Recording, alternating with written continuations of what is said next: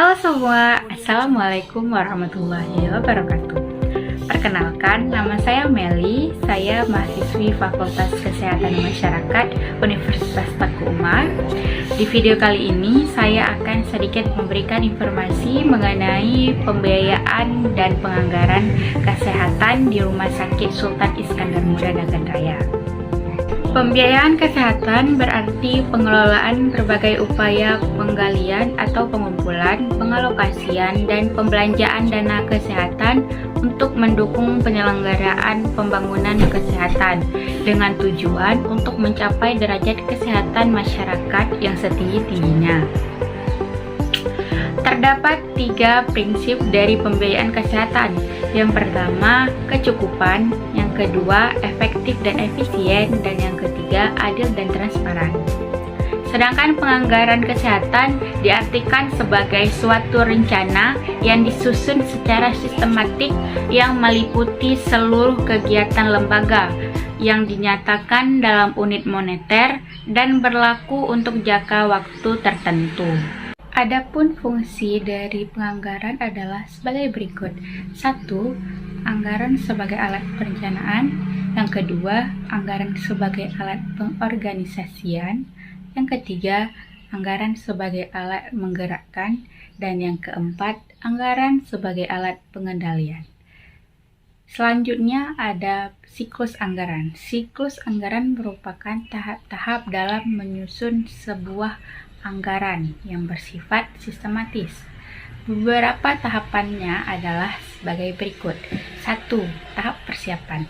Tahap persiapan ini dilakukan dengan cara menentukan beberapa anggaran yang diperlukan untuk pengeluaran yang tentunya disesuaikan dengan penaksiran pendapatan yang diperoleh secara akurat. Yang kedua ada tahap persetujuan. Tahap persetujuan ini adalah persetujuan dari lembaga legislatif. Artinya, anggaran yang telah disetujui oleh kepala pemerintah diajukan ke lembaga legislatif. Untuk selanjutnya, lembaga legislatif, terutama Komite Anggaran akan mengadakan pembahasan guna memperoleh pertimbangan-pertimbangan untuk menyetujui atau menolak anggaran tersebut. Yang ketiga, tahap administrasi. Tahap ini merupakan tahap di mana setelah anggaran itu diajukan oleh eksekutif dan telah disetujui oleh legislatif. Penata laksanaan penganggaran dimulai dari pengumpulan pendapatan yang ditargetkan maupun pelaksanaan belanja yang telah direncanakan. Keempat, tahap pelaporan.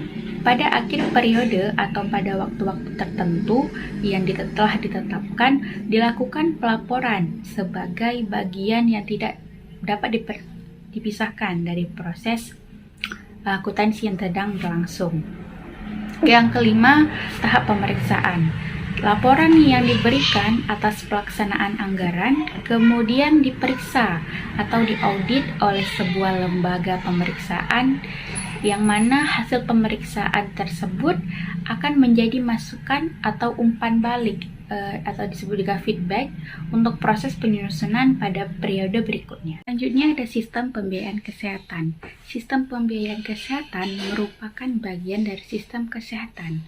Sistem kesehatan dapat diartikan sebagai kumpulan dari berbagai faktor yang kompleks dan saling berhubungan yang terdapat dalam suatu negara yang diperlukan untuk memenuhi kebutuhan dan tuntutan kesehatan perseorangan, keluarga, kelompok, dan ataupun masyarakat pada setiap saat yang dibutuhkan. Dalam sistem pembiayaan kesehatan hanya membahas tentang pembiayaan untuk program kesehatan saja, yaitu program-program yang berhubungan dengan penerapan langsung ilmu kesehatan. Sistem pembiayaan kesehatan di Indonesia secara umum terbagi menjadi 2 sistem. Sistem yang pertama, out of pocket. Sistem ini secara singkat diartikan sebagai suatu sistem pembayaran yang berdasarkan layanan, di mana pencari layanan kesehatan berobat lalu membayar kepada pemberi pelayanan kesehatan. tenaga kesehatan atau rumah sakit mendapatkan pendapatan berdasarkan atas pelayanan yang diberikan. Semakin banyak yang dilayani, semakin banyak pula pendapatan yang diterima. Sistem yang kedua adalah health insurance ataupun asuransi kesehatan. Sistem ini diartikan sebagai sistem pembayaran yang dilakukan oleh pihak ketiga atau pihak asuransi setelah pencari layanan kesehatan berobat. Sistem asuransi kesehatan ini dapat berupa sistem kapitasi dan sistem diagnosis relate group atau DRG system. Sistem kapitasi dapat diartikan sebagai suatu sistem pembayaran pada pemberi layanan kesehatan berdasarkan jumlah kapita atau jiwa yang harus dilayani, baik itu sakit ataupun tidak. Sistem kedua yaitu DRG atau Diagnosis Relate Group tidak berbeda jauh dengan sistem kapitasi. Namun pada sistem ini pembayarannya dilakukan dengan melihat diagnosis penyakit yang dialami oleh pasien. Tenaga kesehatan telah mendapat dana dalam penanganan pasien dengan diagnosis tertentu dengan jumlah dana yang berbeda pula tiap diagnosis penyakit. Jumlah dana yang diberikan ini jika dapat dioptimalkan penggunaannya demi kesehatan pasien, sisa dana akan menjadi pemasukan bagi tenaga kesehatan. Kelemahan dari asuransi kesehatan adalah terjadinya penurunan kualitas dan fasilitas yang diberikan kepada pasien untuk memperoleh keuntungan sebesar-besarnya.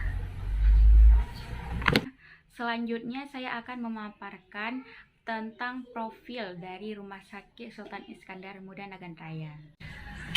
Rumah Sakit Sultan Iskandar Muda atau yang biasa disebut Rumah Sakit Ujung Fatihah beralamat di Jalan Nasional Melabo Tapak Tuan, kilometer 28,5 Ujung Fatihah, Kabupaten Nagan Raya, Provinsi Aceh. Rumah sakit ini memiliki moto Pulih Syedara Bahagia Kamu dengan visi dan misinya sebagai berikut. Visi, menjadi rumah sakit yang diminati masyarakat dan berstandar nasional. Misi, 1. Meningkatkan kepuasan pelanggan dengan peningkatan kesejahteraan karyawan. Kedua, meningkatkan dan mengembangkan kualitas sumber daya manusia yang profesional ditunjang dengan peralatan canggih. Yang ketiga, memberikan pelayanan unggulan dengan menyelenggarakan pelayanan kesehatan yang prima, aman, informatif, dan efektif dengan memperhatikan aspek sosial. Yang keempat, menerapkan prinsip-prinsip Islami dalam pengembangan sistem pelayanan kesehatan, administrasi, dan pengelolaan keuangan. Kelima, mewujudkan sistem manajemen rumah sakit yang menjamin kepastian hukum secara efektif, efisien, transparan, akuntabel, dan responsif, menjawab tuntutan masyarakat. Setiap rumah sakit tentunya memiliki anggaran belanja makan dan minum pasien, tidak terkecuali juga bagi Rumah Sakit Sultan Iskandar Muda ini.